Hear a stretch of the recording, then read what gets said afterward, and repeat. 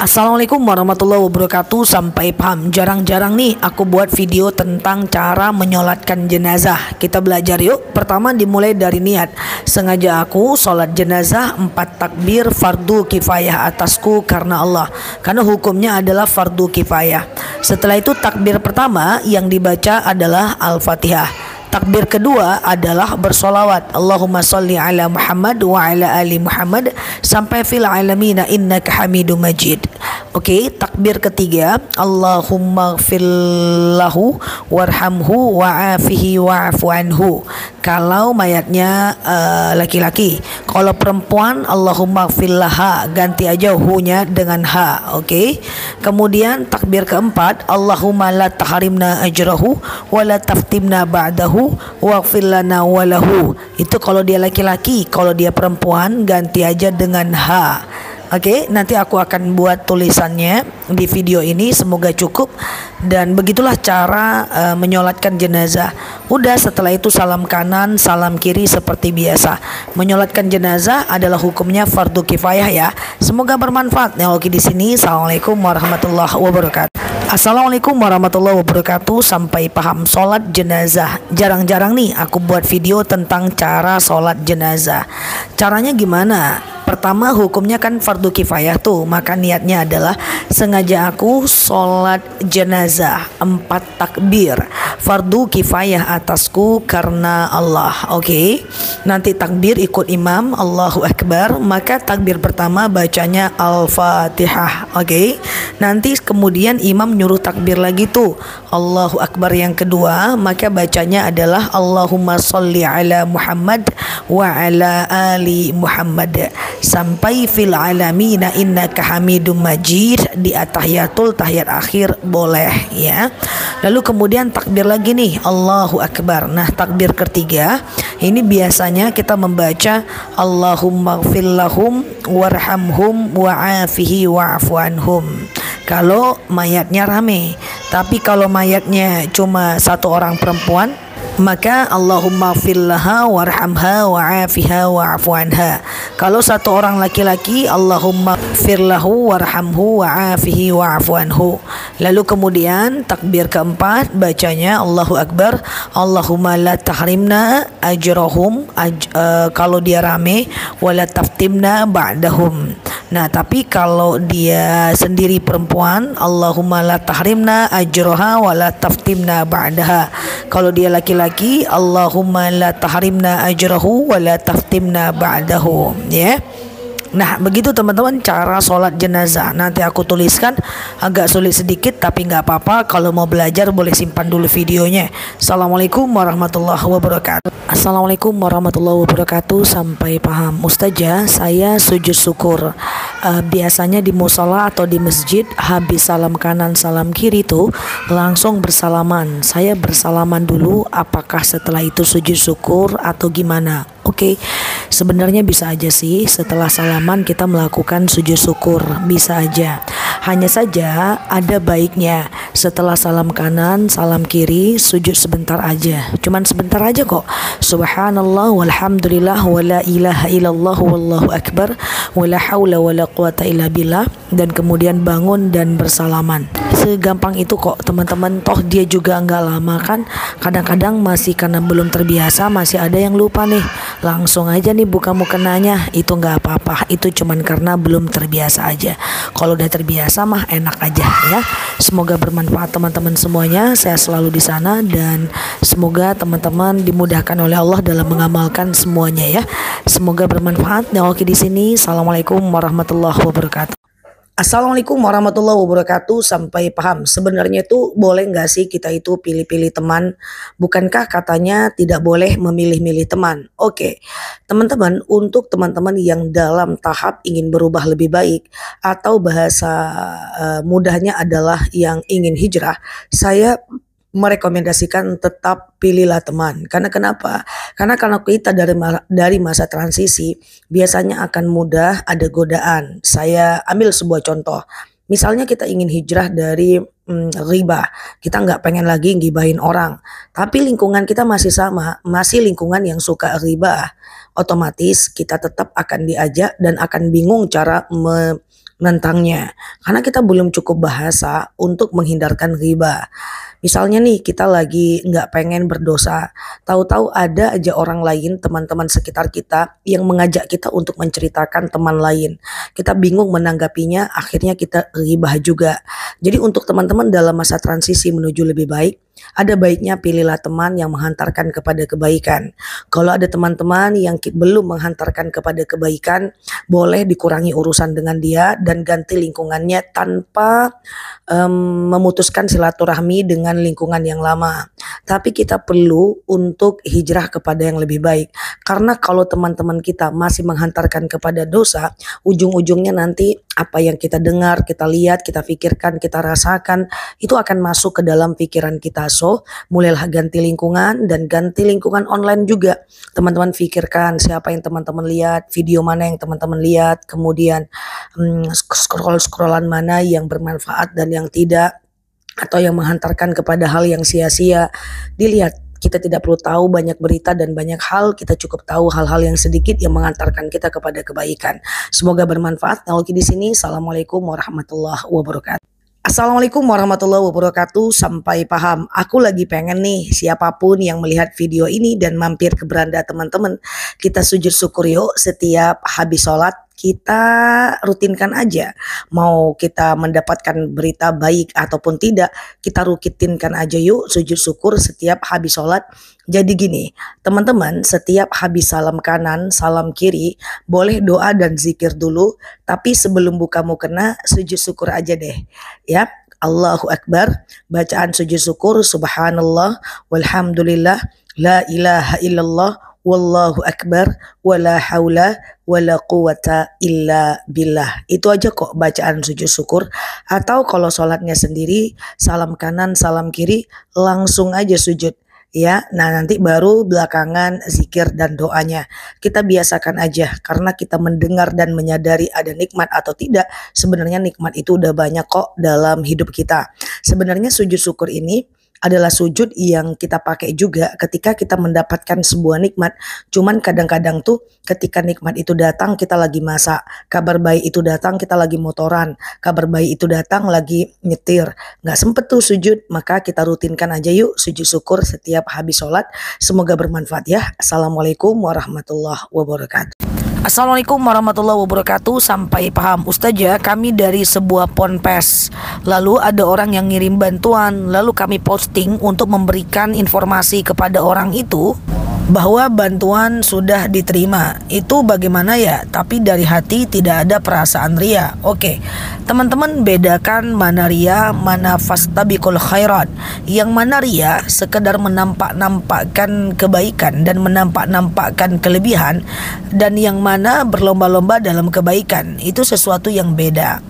Kalau kita memposting orang yang memberikan donatur lalu sebagai bukti bahwa ini udah diberikan pada tempatnya dan kemudian diposting, ada dua tujuan. Pertama, memberikan bukti kalau itu menyalurkan pada tempatnya. Yang kedua, memotivasi orang lain juga ikutan menyumbang. Itu bagus dong. Itu fastabiqul khairat. Ya, itu berlomba-lomba dalam kebaikan. Misalnya nih, di dinding masjid atau mushola ada nama-nama donatur tetap. Apakah itu ria? Belum tentu. Itu tujuannya berlomba-lomba dalam kebaikan. Rianya itu tergantung kepada orang yang bersedekahnya. Atau misalnya banyak orang yang open donasi, lalu kemudian dia sampaikan, dia posting bahwa donasi teman-teman udah sampai. Itu nggak apa-apa. Ada dua tujuan. Yang pertama adalah sebagai bukti. Yang kedua adalah termasuk mengajak orang berlomba-lomba dalam kebaikan. Barangkali nanti ada orang yang akan ikutan. So it's okay. Kalaupun ria nggak rianya, itu dikembalikan kepada orang yang mendonasikannya atau kepada niat kita yang mensyiarkannya. Tapi sejauh yang aku lihat selama ini, memposting donasi, memastikan sampai kepada tempatnya, itu bukan ria. Itu adalah sebagai bukti bahwa udah sampai dan memotivasi orang untuk jangan-jangan yang lain mau ikutan. Ya, semoga bermanfaat. Nalogi di sini. Assalamualaikum warahmatullahi wabarakatuh. Assalamualaikum warahmatullahi wabarakatuh. Sampai paham. Kalau teman-teman pergi umroh atau haji, kalau udah tawaf wada, tidak boleh lagi sholat di Masjidil Haram ya. Jadi begini, pernah nggak mendengarkan kata-kata tawaf wada atau melakukan tawaf wada? Tawaf wada itu adalah tawaf perpisahan dengan Al-Haram, dengan Masjidil Haram. Setelah teman-teman tawaf, sangat dianjurkan bersegera untuk keluar masjid, kecuali pada hal-hal tertentu saja, seperti minum air zam-zam, atau misalnya menunggu rombongan. Sangat tidak dibenarkan untuk kembali sholat setelah tawaf wada di Masjidil Haram, atau sekedar iktikaf di Masjidil Haram, atau sudah pulang ke hotel lalu pergi lagi ke Masjidil Haram. Tawaf wada adalah tawaf perpisahan. Jika sudah melakukan tawaf wada, tidak dibenarkan berlama-lama di dalam Masjidil Haram ya. Kalau ada yang selama ini udah melakukan, gak apa-apa. Ke depan kita pelajari bareng-bareng. Setelah tawaf wada, idealnya pembimbingnya harus menyampaikan setelah tawaf wada kita langsung kumpul dan kembali pulang ke hotel tanpa berlama-lama untuk berada di Masjidil Haram. Semoga bermanfaat. Nah, oke di sini. Assalamualaikum warahmatullahi wabarakatuh. Assalamualaikum warahmatullahi wabarakatuh. Sampai paham ya. Semoga kita bisa menjadi orang yang dapat menjemput hidayah. Oke, nah teman-teman di sini ada kata-kata menarik yaitu menjemput hidayah. Iya benar, hidayah itu dijemput, bukan ditunggu. Bagaimana cara menjemput hidayah? Di antaranya adalah pertama dengan mencari ilmu pengetahuan. Biasanya orang-orang yang paham ilmu, yang tahu mana benar mana salah, hidayah lebih cepat datang kepadanya dibanding orang-orang yang tidak paham. Kemudian yang kedua, bisa dengan mencoba untuk memperbanyak zikir, baca Al-Quran dan mengganti kawan. Pastikan pertemanan kita adalah pertemanan yang mendatangkan kita kepada kebaikan. Dan jika ada indikasi pertemanan kita tidak mengantarkan kepada kebaikan, boleh mengurangi urusan dengan mereka tanpa meninggalkan mereka. Hidayah itu adalah urusan Allah. Nah pertanyaannya, gimana kalau orang-orang yang gak ke masjid, gak pengajian, kemudian gak sholat, bagaimana mungkin dia dapat hidayah? Itulah tujuannya, kita yang membantu mereka mendapatkan hidayah. Dengan cara apa? Dengan cara mengingatkan mereka. Suami gak sholat, yuk sholat bang. Anak gak sholat, yuk sholat bang. Semoga dengan kata-kata yuk-yuk kita itu ada masanya hidayah datang kepadanya karena dia tetap mendengarkan walaupun karena keegoannya mereka membantahnya. Yang paling penting adalah khatibun nas biqadri ukulihim, ajarkan mereka sesuai dengan kemampuan bahasanya. Semoga kita bisa menjadi hamba Allah yang menjemput hidayah dan semoga Allah jadikan hambanya yang diberikan secercah hidayah. Dan kalau ada orang-orang yang belum mau menjemputnya, mudah-mudahan dengan wasilah kita mereka bisa mendapatkan hidayah itu. Semoga bermanfaat. Nalogi di sini. Assalamualaikum warahmatullahi wabarakatuh. Assalamualaikum warahmatullahi wabarakatuh. Sampai paham. Setelah ngambil wudhu ragu. Tadi kira-kira udah basuh tangan gak ya? Sehabis sholat, udah selesai sholat ragu. Tadi kira-kira aku tahiyat awal gak ya? Atau saat teman-teman dalam keadaan habis tawaf ragu. Tadi udah 6 atau 7 putaran ya. Kalau teman-teman ragu dalam keadaan setelah melakukan sebuah ibadah itu, ada kaidahnya yaitu asyakku ba'dal fi'li la yu'athir. Keraguan-raguan yang muncul setelah melakukan suatu ibadah, abaikan, nggak perlu diulang kalau ragunya itu di tengah ibadah, setelah melakukan ibadah. Tetapi kalau ragunya di tengah kita melakukan, itu boleh kita perbaiki. Misalnya nih lagi wudhu, kita basuh kepala, ragu tadi tangan udah terbasuh nggak ya? Lalu teman-teman ngulang, nggak masalah kalau di tengah melakukan. Tapi kalau setelah melakukan udah dibuka mukenanya, terus teman-teman ragu, tadi aku baca Al-Fatihah nggak sih? Asyakku ba'dal fi'li la yu'athir. Kalau keraguannya setelah melakukan aktivitas ibadah itu, abaikan. Semoga bermanfaat ya. Nah, oke di sini. Assalamualaikum warahmatullahi wabarakatuh. Assalamualaikum warahmatullahi wabarakatuh. Sampai paham. Apa sih ciri-ciri orang yang mendapatkan hidayah? Oke, jadi begini. Orang-orang yang mendapatkan hidayah itu datang tentu kalau kita jemput. Kita jemput dengan majelis ilmu, kita jemput dengan yang tadinya nggak tahu menjadi lebih tahu. Nah, apakah ciri-ciri orangnya? Yang pertama, dia mulai takut berbuat maksiat. Yang awalnya dia suka ngegibah, lama-kelamaan akhirnya takut dan mulai menghindari circle-circle yang mengantarkannya kepada dosa.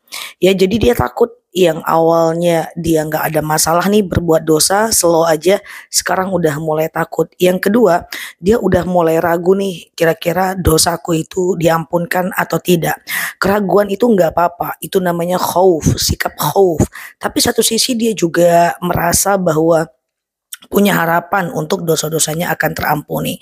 Kemudian ciri-ciri yang kedua adalah dia mulai gemar menuntut ilmu pengetahuan, ya. Dan kemudian yang ketiga, dia mulai suka ibadah walaupun dia ragu ibadah ini diterima nggak ya, diterima nggak ya. Dia masih ragu, tapi nggak apa-apa. Itu adalah salah satu ciri orang-orang yang mendapatkan hidayah. Teruskan aja langkah ini. Setiap perubahan akan memunculkan kegelisahan dan itu biasa. Semoga bermanfaat. Assalamualaikum warahmatullahi wabarakatuh.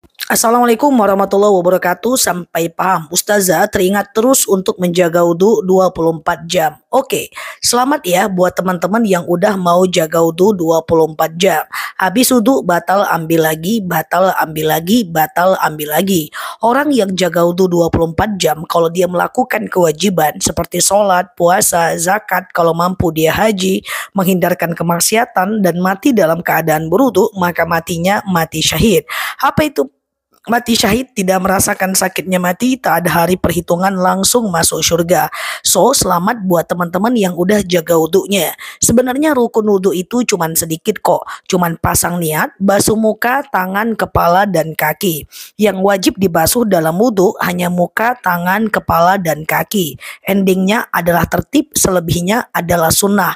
Selamat ya, semoga kita menjadi bagian hamba Allah yang mau menjaga wudhu, sehingga harapan kita mati dalam keadaan baik. Semoga bermanfaat. Nah, oke, di sini like, share video saya ini, follow kanal saya ini, dan sampai paham. Assalamualaikum warahmatullahi wabarakatuh. Assalamualaikum warahmatullahi wabarakatuh. Sampai paham. Pas dengar berita nggak pakai mukena dapat berita baik, pengen langsung sujud syukur, boleh nggak? Oke, tentu boleh karena sujud syukur itu tidak ada ketentuannya. So, teman-teman ketika dapat berita baik dalam kondisi apapun, kecuali nggak di kamar mandi ya, teman-teman sujud aja. Baca subhanallah walhamdulillah wala ilaha illallah wallahu akbar wala haula wala quwata illa billah. Hanya saja itulah sebab saya menyarankan kita semuanya untuk melakukan sujud syukur setiap habis sholat. Jadi tidak harus menunggu saat berita baik. Ya, setelah salam kanan salam kiri langsung aja sujud setiap habis sholat. Subhanallah walhamdulillah la ilaha illallah wallahu akbar wala haula wala quwata illa billah. Baru duduk zikir dan doa, atau habis sholat zikir dan doa dulu, sujud bacaan sujud syukur, baru kemudian teman-teman duduk kayak gitu ya. Jadi sebenarnya nggak ada masalah, bahkan sujud syukur pun tidak disyariatkan wajib menghadap kiblat. Nah, hanya saja kalau teman-teman nggak nyaman, boleh membiasakan sujud syukur setiap habis sholat ya. Semoga bermanfaat. Assalamualaikum warahmatullahi wabarakatuh.